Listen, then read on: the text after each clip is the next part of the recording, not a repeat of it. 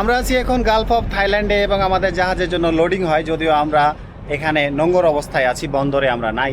তো আপনাদেরকে যদি একটা জিনিস দেখাই, এই পাশে যে একটা আইল্যান্ড দেখতে পাচ্ছেন, এই আইল্যান্ডটার নাম হচ্ছে কোকং আইল্যান্ড। এটা হচ্ছে কম্বোডিয়া দেশের একটা আইল্যান্ড, আর এই আইল্যান্ডের নাম থেকে এই বন্দরটার নাম হচ্ছে কোকং।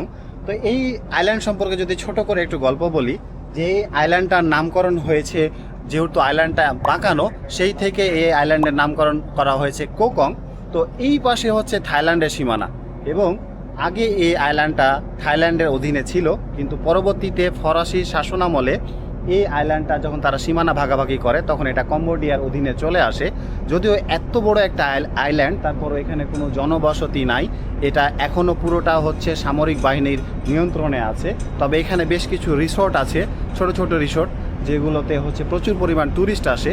যদিও বর্ষাকালে এই সি এর ওয়েদার খুব খারাপ থাকে, এবারে সি অনেক রাফ থাকে, এই জন্য সে সময় কোনো ট্যুরিস্ট আসে না। বাকি সময় এখানে কিছু রিসোর্ট আছে, সেখানে প্রচুর পরিমাণ ট্যুরিস্ট আসে।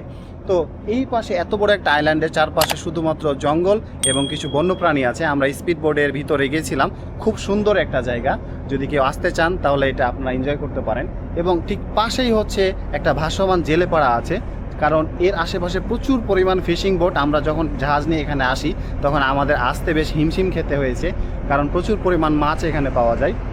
এবং এর পাশে একটা বিখ্যাত ফিশ মার্কেট আছে। এখান থেকে এই ভাসমান যারা জেলেরা আছে, এখান থেকে ফিশ এটা সাপ্লাই করে কম্বোডিয়ার বিভিন্ন জায়গায় পাঠিয়ে দেয়। এবং আপনারা চিন্তা করেন যে এত বড় একটা আইল্যান্ড, তারপরে এখানে কোনো জনমানব বা এখানে পার্মানেন্ট কোনো বসতি নাই।